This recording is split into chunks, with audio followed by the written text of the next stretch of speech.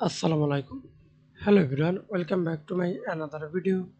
In this video, how to add alternative text to image in Excel. Okay, right click the image, double click the image, right click mouse, size and properties. Now see this alt text. Click here, title,